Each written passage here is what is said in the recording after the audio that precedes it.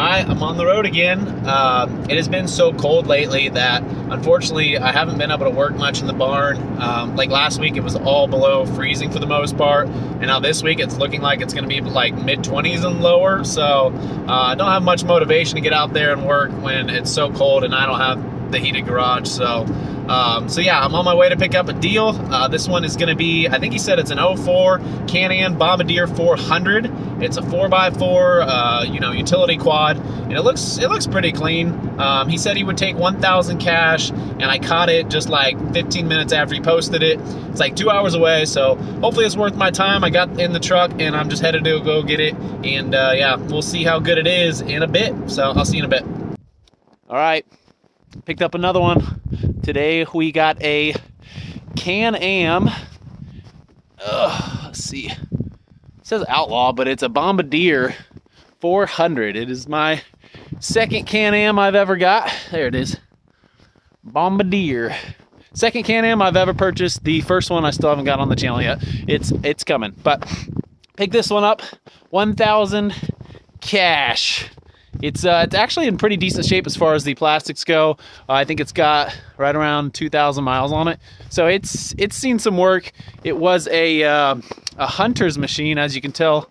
It's got the gun rack mounts on it, and it does have some, I don't know if these are OEM, but it's got some nice hand guards to keep your hands warm, which is pretty sweet. Yeah, picked this one up for $1,000. It was like a 2-hour drive one way, so 4 hours drive. I think I have like $50-$60 in gas. This one is supposed to be an easy flip, so I think this one was well worth $1,000 I put into it. As you can see, she'll fire right up. I can't do it with one hand because I got to hold the brake and hit the button at the same time. Well, here, maybe I can. It's interesting because most of these carburetor machines don't have a fuel pump. You probably can't hear it, but you can hear like a fuel pump kick on. Then it's brake and start.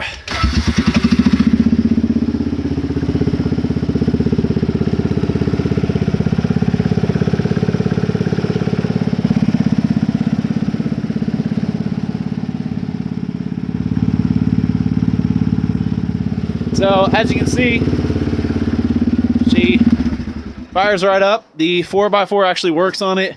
The seat is actually pretty much untouched. The plastics really only have like a minor crack right here and another minor crack right there. Unless that's OEM, I don't think it is. Let me check the other side. Oh, never mind. Looks like that is on both sides. I don't know if they cut that or if they're just like that, but pretty cool. Still has the toolbox in here. Of course, there's no tools in there, but that was the OEM toolbox. So yeah, how many, are there a lot of fuel pump carburetors out there? I haven't seen that in a lot of the machines I've worked on, but apparently that's a thing. So I thought that was kind of cool. It's nice to hear the fuel pump going and know you got fuel most likely. So I can't get this back on. Anyways, so the dash actually works as intended, which is pretty cool. I haven't actually checked the speedo. I'll check that when I'm riding it here in a bit. But for $1,000 I picked this up. This thing it's running. The shifter is a little goofy. I'm debating whether it's between because it has a high idle or not. I think if I get a lower idle, it might not do it. But it's a little sticky when you're trying to shift around while the engine's running. It can be a little feisty and get a little stuck. If you take it out of 4x4, it makes it easier. But in general, sometimes it's kind of hard to get it, where you need it. It either needs aligned or it needs a slightly lower idle, which is such an easy fix. I'll get to it. But all in all, I think it's a pretty clean machine. I'm pretty happy with this one. I intend to sell this one. It's untitled, so it's going to get a little less value because of that. But I wish I could power wash it and clean it, but it's like 6 degrees right now where I'm at, and if my power wash, I don't even want to pull my power washer out right now. It's just the hose is going to freeze, and I got to get it back in the house really quick and keep it warm. So it's not really worth it. So I'm probably going to have to put it up for sale just kind of as it is. But so far I haven't been able to find really any issues with it. other than the shifter kind of being feisty. And then also on the very low end, when you give it like just a little throttle, it kind of bogs out, but if you jab it, it does great. So I'm thinking that the slide position is slightly off. It needs to be opened up just a hair more, I feel like, but it idles flawlessly. It's never died on me ever. I rode it there for like 10-15 minutes, and then I've driven it around here for another 15-20 minutes. Never once died on me. So very consistent, only 2,000 miles, and relatively clean. The biggest physical issue with it is right here. Big ol' rusted out hole in the underside of the exhaust here. So it's got a massive exhaust leak, which causes it to pop every once in a while. And it also might be why it doesn't like to have that slow idle. It doesn't have any back pressure. Also, I should note that it is also missing the lid to the air box, so you can kind of just see the air filter here. And all these boots are kind of cracked. If you see this one here and this one here, these are just for the CVT cover, so not that big of a deal, but it makes you question if some of the other boots might be starting to go. So, I mean, I think it's like an 04. I'll look it up before I put it up. He just put a brand new battery on it. He said that it was having issues running, so he had a buddy clean out the carburetor, and then it wouldn't start, and he threw in a brand new battery. Just I think it's a Wise. Yeah, it's a Wise battery. It's like your, $30-$40 Amazon battery, but it came with it, which is really nice. So I don't really have to do much to this one other than hopefully clean it up when it gets warmer. But if it sells before then, I'm not even gonna mess with it. So it's pretty much all there. It came with a winch, but unfortunately he does not have any controller for it. So it's just, his wire's just hanging out here. So I don't think there's gonna be any functionality with that. So it makes me wonder if it's gonna work even if I had the controller. So, but that's it. This is the my $1,000 Can-Am Bombardier 400. I think I'm gonna sell it. I'm gonna go for like 1,600 to 15. The last Polaris I had a certificate of origin. It was a 350.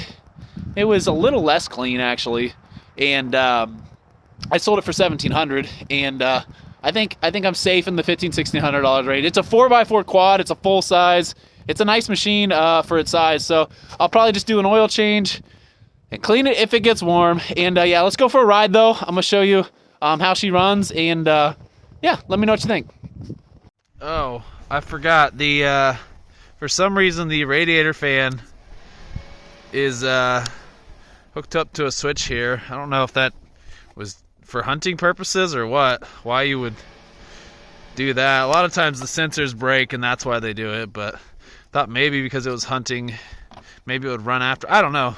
As far as I know, it's probably just because the temperature sensor broke. And also the choke cable here, it's just come off. So to pull the choke, you got to kind of hold it up while you do that. It does work, which is good, but I did notice that it's idling a little up and down. It's a little bit kind of all over the place, and I really just want to check and see if it has an Amazon carburetor on there. I'm betting money that this thing has an Amazon carb inside of it. It looks pretty shiny in there. You can't see it though. I'll pull off this side panel real quick. Oh, that was easy. Apparently it just pops right off. The one did. Yep, there it is. Just another Amazon carb. Daggone it, man. I wonder if he said when his buddy cleaned the carburetor, if he meant the guy just put a different carburetor. That sucks. That's probably why it's acting a little funny. Because it did die right after I filmed the video, and I was like, oh, it hasn't died on me. It died, and it kind of like bogged down. So that sucks. I might have to shoot for the $1,400 range. I don't know. I don't think I'll take less than 15 for a 4x4 quad, even with an Amazon carb. But that is a bummer. I was really hoping that'd be OEM under there. So that makes sense, though. Oh well. All right, let's go ahead and take this thing for a ride. Let's see. Fuel pump. There we go.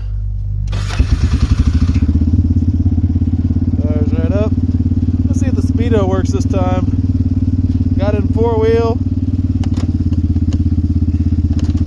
Put her in low. Or no, let's do high.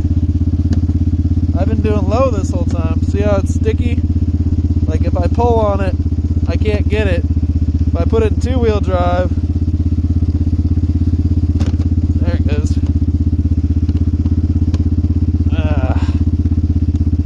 Yeah, sometimes it's worse than others.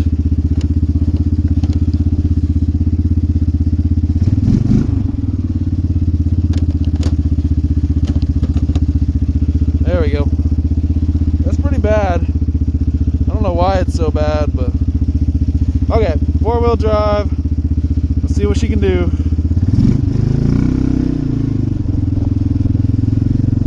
I just realized the throttle response is way better in high than it is low.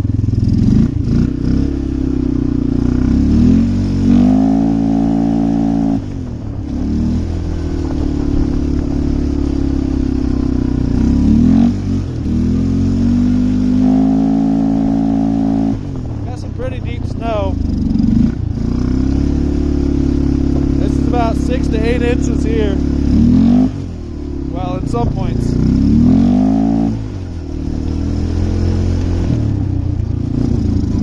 Yeah, you can see it bogs. If you give it partial throttle, it does that bogging. That's all because the Amazon carb, I guarantee it. But it's plowing pretty good. This is like almost a foot deep. It's making its way through it pretty good.